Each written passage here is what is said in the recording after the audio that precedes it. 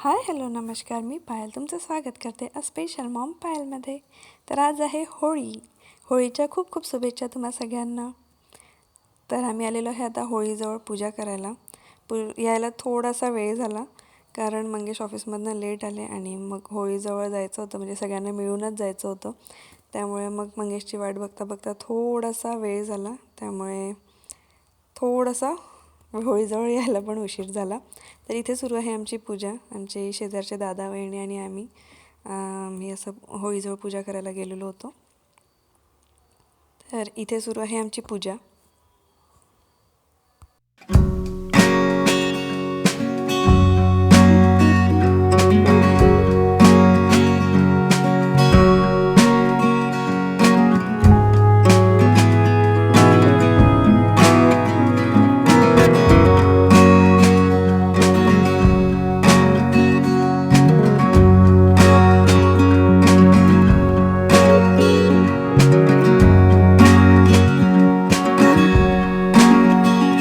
विचित्र मी तो बघा माझं हे होळी.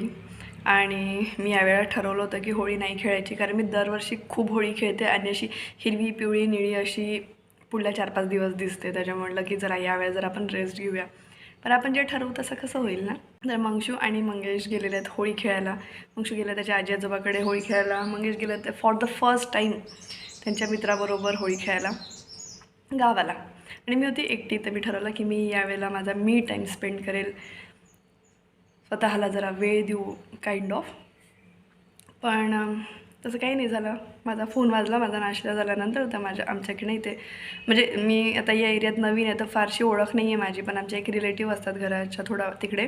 त्यांचा फोन आला की नाश्ता करायला येतो. मग मी तिथे गेले तर त्यांनी बघा माझा हा काय अवतार करून ठेवला. 4-5दा चेहरा धुतला आहे मी तरी निघत नाही आहे. आणि मी प्रिपेअर होऊन नव्हते गेली, म्हणजे क्रीम तेल वगैरे असं काही लावलेलं नव्हतं त्याच्यामध्ये. इतकं घट्ट बसलेलं आहे हे बघा. हे आता मी आत्ताच घरी आली, थोडा वेळ झाला. आता वाजत आहेत 12. तर मी आंघोळ करते आणि म्हणजे एकटीपुरतं काय बनवायचं ते बघते आता जरा. मी म्हटलं तर झालेली आहे संध्याकाळ आणि संध्याकाळी आम्ही आलेलो आहे माझ्या लहान बहिणीच्या सासरी, तिच्या गावी. ते लोक पण होळीसाठी गावी आलेले होते. तर मग पप्पा मम्मी जाणार होते आणि मी छान माझा मी टाईम स्पेंड करत होती. तर मला अचानक पप्पांचा फोन आला की आम्ही चाललो आहे, तू चलते आहे का. मग पण त्यांच्याबरोबर जाणारच होता. म्हटलं चला मी पण चलते. ये बेटा. तर मग आम्ही आलेलो आहे लहान बहिणीच्या सासरी. इथलं वातावरण इतकं छान आहे, गावातलं तर असतंच. आणि हे तिचं घर आहे. बाहेर इतके सारे झाडं आणि इतके सुंदर सुंदर फुलं लागलेले होते. छान मस्त.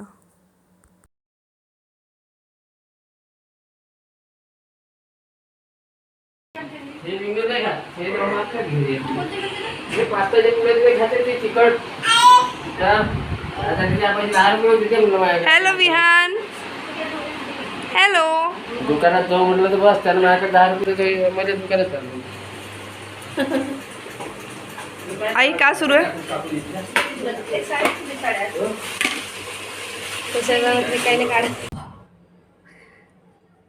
तर झालेला आहे दुसरा दिवस आणि आम्ही काल तिकडनं येता येता बराच वेळ होऊन गेला होता, कारण आधी आम्ही खूपच जास्त होळी खेळलो. ते तुम्हाला मला बघून कळलंच असेल.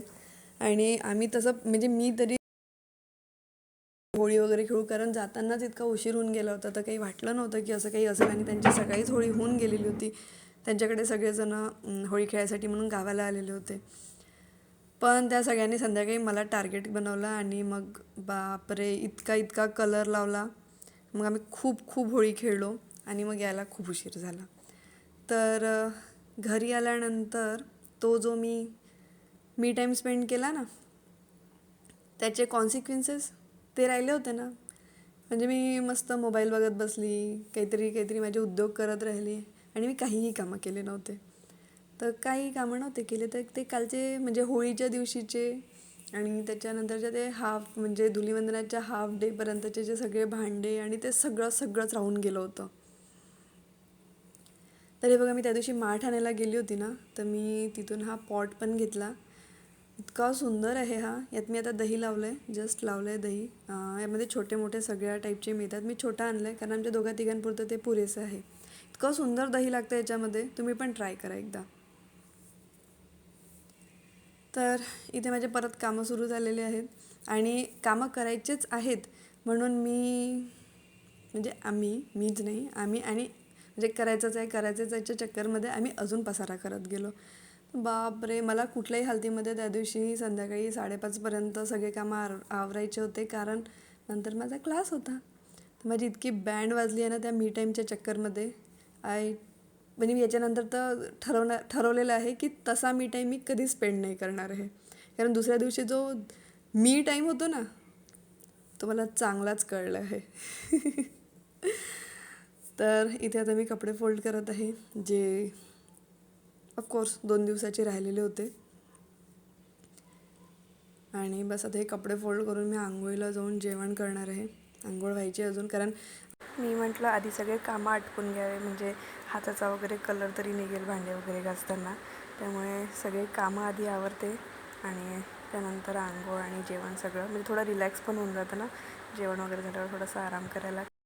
सगळं आटोपलेलं आहे आणि आता झालेली आहे रात्र. माझी भाची आली होती रात्री माझ्याकडे थांबायला, तर आमच्या इकडे टाईमपास चाललेला आहे, कच्चा बदाम. तर हा होता माझा छोटासा व्लॉग. आय होप की तुम्हाला माझा व्लॉग आवडला असेल तर चॅनलला नक्की सबस्क्राईब करा आणि मी भेटते तुम्हाला माझ्या नेक्स्ट व्लॉगमध्ये. बाय.